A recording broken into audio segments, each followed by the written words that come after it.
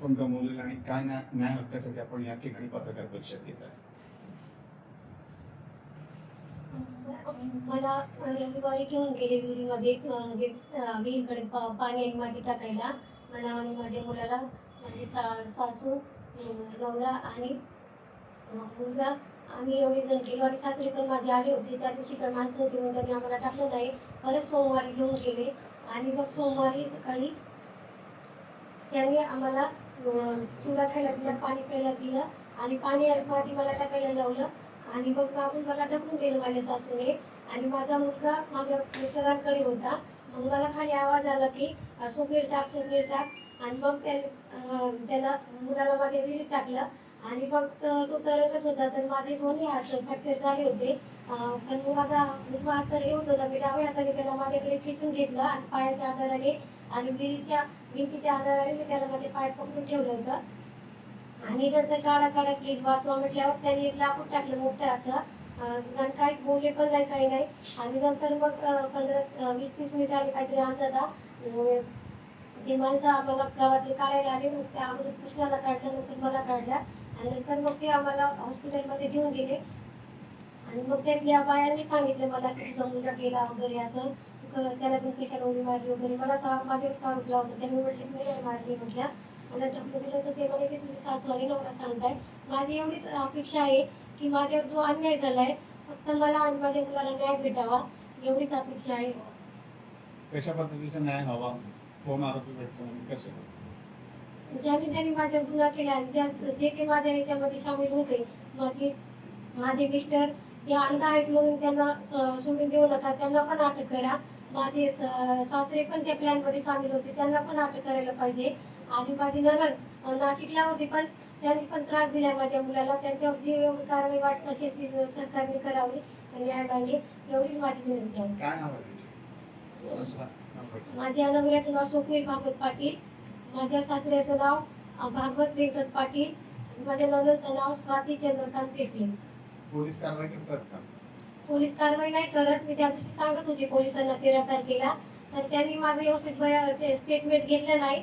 मला उलट सांगत होती तुझा दुसरा जन्म झालाय, तुला इतका सुंदर मुलगा मिळालाय वगैरे, तू हे नको करू, व्यवस्थित स्टेटमेंट दे वगैरे असं.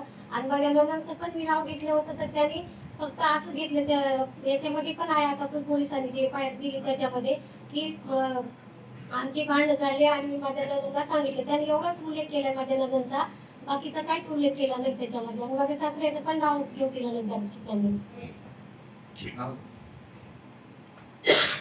तुझं नाव सांग. माझं नाव सरस्वती स्वप्नील पाटील. परिस्थिती की तुम्हाला आज पत्रकार परिषद घ्यावी लागली? पत्रकार परिषद घ्यावी लागली याचं कारण आहे, आम्ही राष्ट्रीय दृष्टीहीन संघ महाराष्ट्र विभागीय शाखा नाशिक यांच्या संयुक्त विद्यमाने ही पत्रकार परिषद घेत आहोत. मी कार्यकारिणी सदस्य राजेंद्र देवरे. किनगाव येथे 13 जुलैला जी काही घटना घडली त्या घटनेत संदर्भात की अंध मुलाची हत्या झालेली आहे, अंध मुलीला विहिरीत ढकलण्यात आलेला आहे, पती अंध असताना सुद्धा अशी दुर्दैवी घटना होते आहे.